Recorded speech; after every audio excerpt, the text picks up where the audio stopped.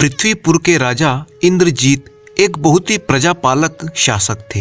एक दिन वो सोचने लगे कि देखा जाए कि उनके नगर के लोग दुखी हैं या खुश, अमीर हैं या गरीब, वे मूर्ख हैं या बुद्धिमान। ये सोचकर राजा ने अपने नौकर के कपड़े पहने, वह रंग रूप बदलकर महल से बाहर निकला, जिससे वह सड़कों पर भटक सके और किसी को यह पता ना चले कि वह कौन है। राजा आगे बढ़ा। अंत में वह शहर की उस बस्ती में पहुंचा जहां पर सबसे गरीब लोग रहते थे। राजा एक घर के बाहर रुका, जहां उसने हंसी और गाना गाने की आवाज को सुना। उसने घर के अंदर झांक कर देखा कि एक युवक और उसकी पत्नी दीपक के सामने भगवान से प्रार्थना कर रहे थे। इतनी बदहाली और गरीबी के बावजूद वे लोग इतने खुश क्यों थे? राजा ये बात सोचने लगा और उसने दरवाजे पर दस्तक दी। अंदर आओ और हमारे साथ खाना खाओ, थके हुए यात्री, उस गरीब आदमी ने कहा। हमारे पास बहुत कुछ है। पर सच्चाई तो ये थी कि वे लोग बहुत ही गरीब थे। धन्यवाद कहकर राजा घर के अंदर आ गया। घर के अंदर उसे संतोष का माहौल महसूस हुआ और उसने कहा, आप क्या काम करते हैं और आप इतने खुश क्यों हैं? मैं एक मोची हूँ। जब मैं किसी के पैर की उंगली को जूते से बाहर निकले हुए देखता हूँ तो मैं उसके जूते की तुरंत मुरम्मत कर देता हूँ। उससे जो भी कमाई होती है तो मैं रात का खाना खरीद लेता हूँ। राजा ने पूछा, लेकिन अगर एक दिन आपकी कमाई बिल्कुल भी ना हो तो क्या होगा? मोची ने जवाब दिया, मैं ऐसे मामलों के बारे में ज़्यादा चिंता नहीं करता हूँ। इसके बाद उस मोची और उसकी पत्नी ने जो भी घर में खाना था उसमें से कुछ खाना राजा को भी परोस दिया। उस गरीब मोची ने आगे कहा, अगर एक रास्ता बंद हो जाए तो भगवान मेरे लिए दूसरा रास्ता खोल देते हैं और फिर सब कुछ ठीक वैसे ही होता है जैसा कि होना चाहिए था। राजा उस गरीब की बातें सुनकर बड़ा ही प्रभावित हुआ, लेकिन वह बहुत ही उत्सुक था। वो उस गरीब के विश्वास और उसकी निष्ठा की परीक्षा लेना चाहता था। राजा ने मन में निश्चय किया कि वह उस गरीब आदमी को कोई नुकसान नहीं होने देगा, पर उसके विश्वास का परीक्षण जरूर करेगा। अगली सुबह राजा ने शहर के प्रत्येक इलाके में दूतों को भेजकर ये ऐलान करवा दिया कि कोई भी व्यक्ति सड़क पर जूतों की मुरम्मत नहीं कर सकता। जब ये खबर मोची की पत्नी ने सुनी तो उसने अपने पति से कहा, इससे तो हम बर्बाद हो जाएंगे, अब हम क्या करेंगे?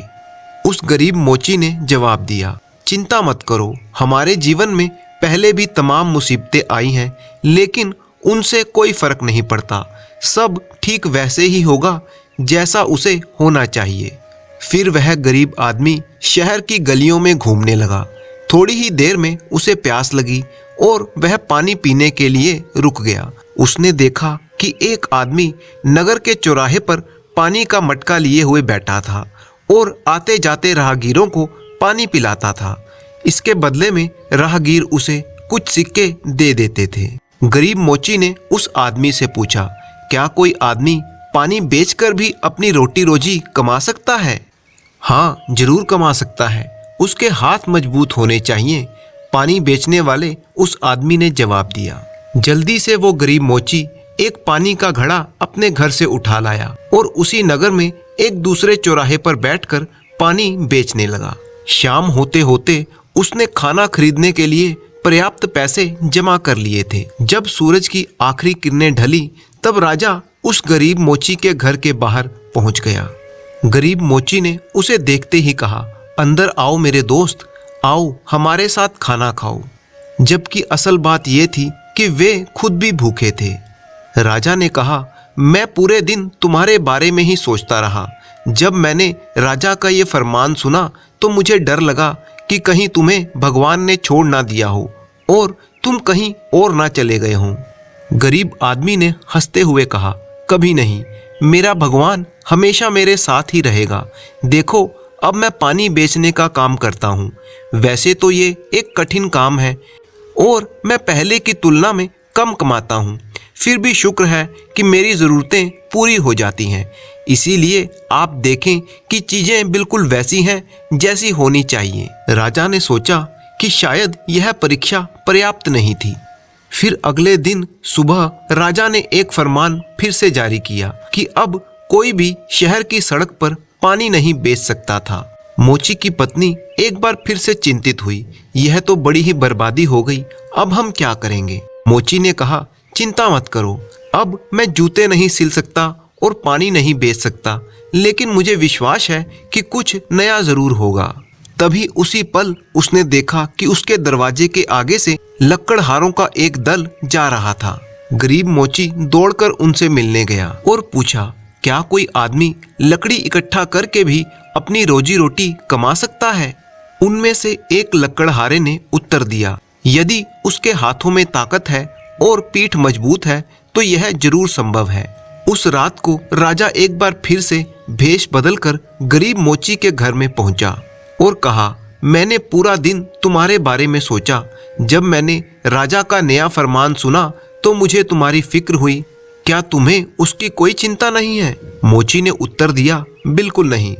अब मैं एक नए धंधे में खुश हूँ और मैं अपनी जरूरतों के हिसाब से कमाई कर पा रहा हूँ।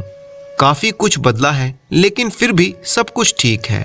इसके बाद वो बोला, मैं पूरे दिन लकड़ी काट कर लकड़ियाँ इकट्ठी करता हूँ, फिर शाम को उसी लकड़ी को बेच देता हूँ। उससे जो पैसे कमाता हूँ उससे मैंने रात के लिए खाना और चावल खरीद लिए थे। राजा ने देखा कि उसकी नई परीक्षा भी गरीब आदमी के विश्वास को हिलाने में नाकाम रही थी। अगले दिन राजा ने फिर से एक नई घोषणा कर दी कि सभी लकड़हारों को राज्य के रक्षक दल में शामिल किया जाएगा। इस घोषणा के बाद अब वो गरीब मोची चांदी की तलवार हाथ में पकड़े हुए राजा के महल के बाहर खड़ा हुआ पहरा दे रहा था और वो अपने आप को बहुत ही खुश महसूस कर रहा था। उसके साथ कई अन्य लकड़हारे भी थे जिन्हें राजा के रक्षक दल में शामिल कर लिया गया था। सूर्यास्त के समय लकड़हारों के दल के एक सदस्य ने अपने अधिकारी से पूछा कि उन्हें दिन की दिहाड़ी कब मिलेगी। अधिकारी ने जवाब दिया, आपको वेतन महीने के अंत में ही मिलेगा। सभी लकड़हारों ने एक सुर में कहा, तब तो बड़ी ही तबाही हो जाएगी, हम पूरे महीने क्या खाएंगे। रात को जब गरीब मोची खाली हाथ अपने घर पहुंचा तो उसने अपनी पत्नी को सारी बातें बताई। यह सुनकर उसकी पत्नी ने अपने पति से पूछा, अब रात को खाने का तो भूल ही जाओ, हमारे पास तो एक अनाज का दाना खरीदने के लिए भी पैसे नहीं हैं। इसके बाद वो गरीब मोची अपनी चांदी की तलवार को लेकर नगर में गया। वहां पर उसने एक सुनार को वो अपनी चांदी की तलवार बेच दी और उन पैसों से एक महीने का राशन खरीदकर घर ले आया। जब उसकी पत्नी रात के लिए स्वादिष्ट खाना पका रही थी तब उस गरीब मोची ने अपनी कुल्हाड़ी से एक लकड़ी की तलवार बनाई। फिर उसने अपनी लकड़ी की तलवार को मयान में रखा, यह उम्मीद करते हुए कि किसी का ध्यान उस लकड़ी की तलवार पर नहीं जाएगा। उस रात को राजा एक बार फिर से भेष बदलकर गरीब मोची के घर में पहुंचा। राजा ने देखा कि वो गरीब आदमी खुशी में बहुत ही अच्छी सीटी की धुन बजा रहा था।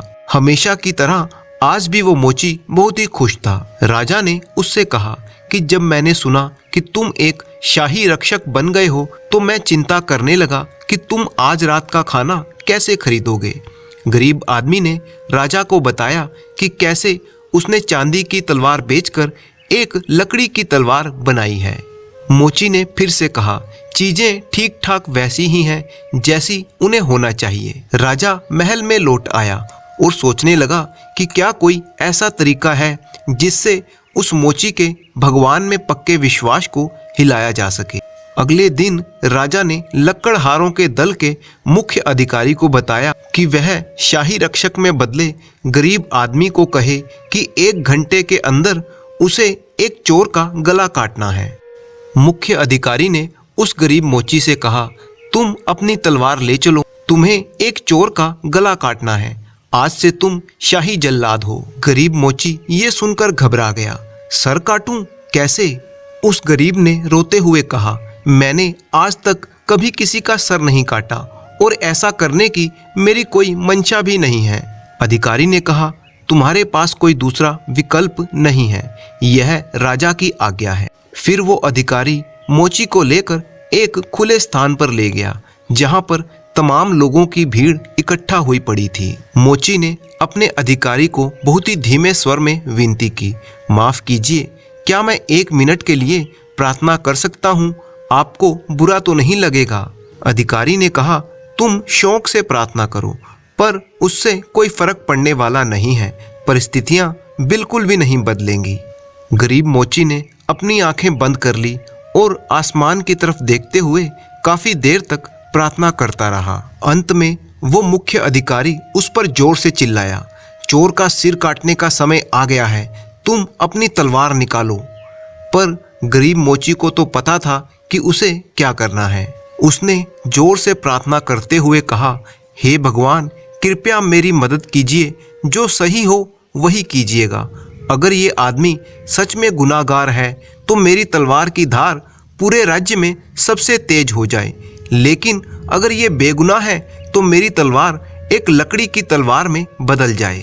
ये कहते हुए उसने म्यान से अपनी लकड़ी की तलवार निकाली और उसे आसमान में ऊंचा उठा दिया। लोगों की भीड़ ये सब देखकर भौचक्का रह गई। तभी भीड़ में से बाहर आते हुए राजा ने आदेश दिया, बस करो, आज यहाँ किसी का सर नहीं कटेगा। और यह कहकर वह हंसने लगा, क्योंकि असल में वहां पर कोई चोर था ही नहीं और ना ही किसी का सिर काटने की कोई योजना बनाई गई थी। मोची ने उस आदमी को पहचानते हुए कहा, ओह, तो तुम राजा हो? राजा ने कहा, और तुम एक समझदार इंसान हो। गरीब मोची ने कहा, मेरी प्रार्थना से ही मुझे पता चला कि मुझे क्या करना चाहिए। उसके बाद राजा ने गरीब मोची को अपना शाही सलाहकार नियुक्त किया और उसे अपने महल में बुलाया। गरीब मोची ने कहा, लेकिन भला एक गरीब मोची आपको क्या सलाह दे सकता है? राजा ने कहा, मैंने पूरे दिन तुम्हारे बारे में सोचा और जब मुझे एक बुद्धिमान मोची, एक आभारी जलवाहक, एक धन्य लकड़हारे और एक विनम्र शाही रक्षक और एक ऐसे जल्लाद की सलाह मिलेगी जो बेगुनाहों पर अपनी तलवार नहीं उठाएगा, तो मुझे यकीन है कि सब कुछ बदलेगा और शुभ होगा। जैसा होना चाहिए वैसा ही होगा। और इस तरह से एक गरीब आदमी राजा का मुख्य सलाहकार बन गया और राजा भी उसे अपने सलाहकार के रूप में पाकर बहुत ही खुश था।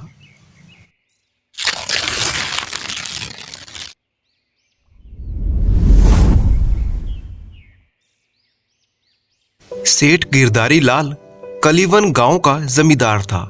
उसके पास ढेर सारे खेत थे जिन पर काम करने के लिए उसने बहुत से मजदूरों को रखा हुआ था। सेठ गिरधारी लाल एक बहुत ही कंजूस आदमी था, लेकिन धन जमा करने वाले सामान्य कंजूस नहीं, बल्कि धन खर्च करते समय उसे कंजूसी करने में बड़ा ही मजा आता था। वह मजदूरों को पूरी मजदूरी नहीं देता था या किसी बहाने से दूसरे दिन पर टाल देता था।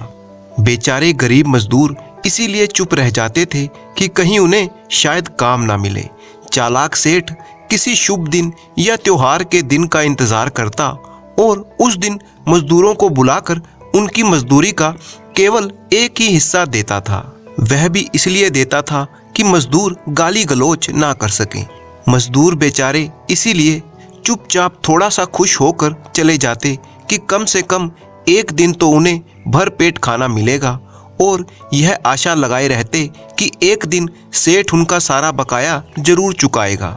वह सोचते, आखिर ये सेठ इतना गरीब तो नहीं हो जाएगा कि उनकी मजदूरी ही ना दे सके, क्योंकि सेठ के पास काफी धन है।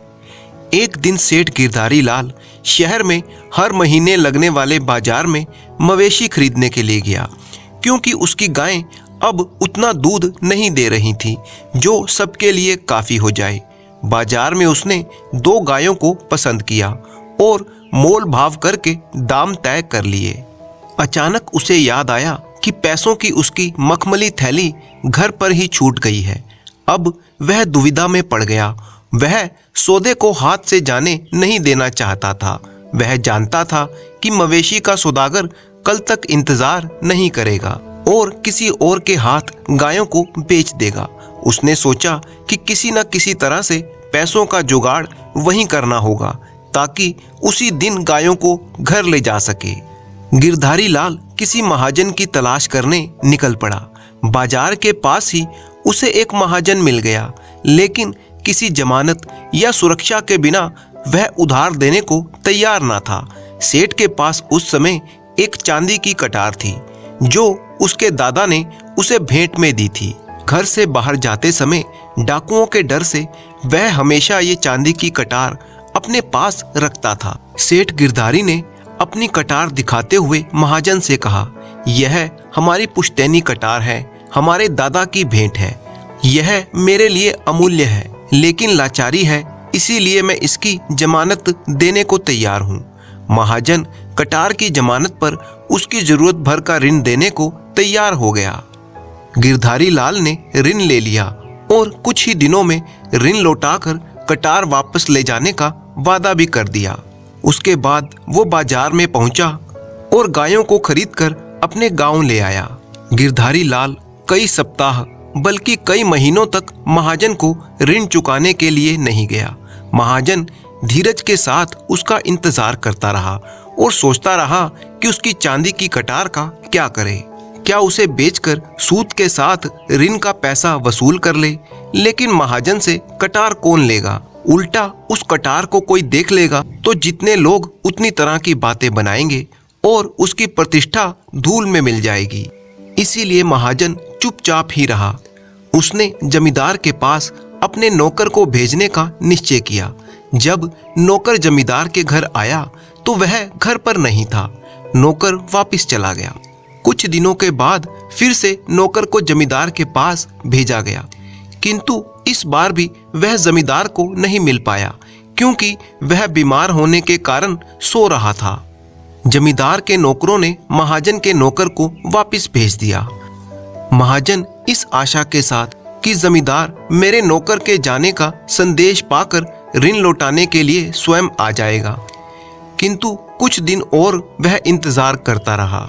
उसके बाद निराश होकर उसने एक योजना बनाई। जब अगली बार उसका नाई सुखराम उसके बाल काटने और हजामत करने के लिए आया तो उसने सारी कहानी नाई को बता दी और साथ में ये भी कहा कि जमींदार की कटार कहीं गायब हो गई है। अच्छा ही होगा कि अगर जमींदार ऋण वापस करके अपनी कटार लेने के लिए ना ही आए। महाजन जानता था कि नाई खबर फैलाने में बड़े ही माहिर होते हैं।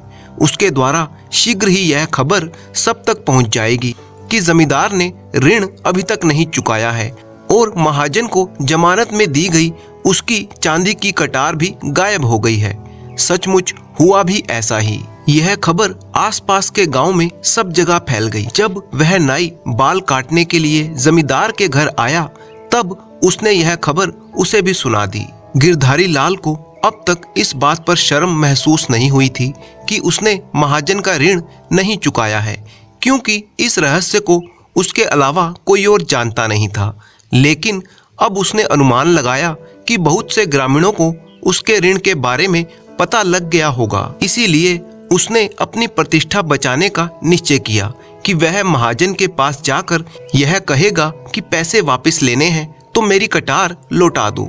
यद्यपि उसे पूरा विश्वास था कि उसे एक पैसा भी खर्च नहीं करना पड़ेगा, क्योंकि कटार खो जाने के कारण महाजन उसे लौटा ही नहीं सकेगा। फिर भी वह महाजन के पास पैसों से भरी हुई एक थैली लेकर पहुंच गया। महाजन के घर पर जब जमींदार को यह बताया गया कि उसकी कटार चोरी हो गई है तो उसने खूब हल्ला मचाया। उसने ऊंची आवाज में चिल्लाते हुए कहा, किसे विश्वास होगा कि महाजन जमानत के लिए कटार रखेगा। वह फिर से चिल्लाने लगा, भला महाजन के घर से कटार कौन चुराएगा। जमींदार भीड़ इकट्ठा करने के लिए महाजन का मजाक उड़ाते हुए ठट्ठा मारकर हंसने लगा। जब घर के बाहर काफी भीड़ इकट्ठी हो गई तब जमींदार एक बार फिर से चिल्लाकर महाजन से कहने लगा, क्यों नहीं घर के अंदर जाकर कटार की खोजबीन करते। जमींदार को उम्मीद थी कि महाजन अंदर जाकर शीघ्र ही बाहर वापस आ जाएगा और यह कहेगा कि हिसाब बराबर हो गया, क्योंकि वो कटार तो उसके पास है ही नहीं और इस तरह से ऋण का पैसा भी वापस नहीं करना पड़ेगा। महाजन दबते सहमते अंदर गया और बहुत देर तक बाहर नहीं आया। गिरधारी लाल बार बार अपनी मखमली पैसों की थैली निकालकर दिखा रहा था, जिससे कि भीड़ को यह विश्वास हो जाए कि वह ऋण के पैसे ईमानदारी से वापस लौटाना चाहता है। इस तरह से वह अपनी खोई हुई प्रतिष्ठा को पुनः स्थापित करना चाहता था। इतने में अचानक महाजन अंदर से आते हुए बोला, सेठ जी, आपकी कटार मिल गई, यह रही। मैंने ही इसे सुरक्षित रूप से रखा था, लेकिन कहाँ पर रखी थी ये मैं भूल गया था। क्या अब आप मेरा ऋण लौटा देंगे जो बहुत ही दिनों से बकाया पड़ा था? महाजन ये बात पूरी भीड़ को सुनाना चाहता था, इसलिए ये बात उसने बहुत ही ऊंचे शब्दों में कही। अब बेचारा सेठ गिरधारी लाल अपने ही बिछाए हुए जाल में फंस चुका था। लाचार होकर उसे ब्याज सहित पूरे पैसों का भुगतान करना पड़ा। लोगों ने देखा कि वह ऋण चुकाने के बाद सिर नीचे किए हुए वापस जाने लगा। उसकी इस हरकत पर लोग उस पर छी कर रहे थे, लेकिन जमींदार ने सिर उठाकर किसी को नहीं देखा। गिरधारी लाल को एक सीख मिल गई थी। जिन लोगों को उसके अपमान और शर्मिंदगी से लाभ पहुंचा, वे उसके खेतीहर मजदूर थे। उन्हें अब समय पर मजदूरी मिलने लगी थी।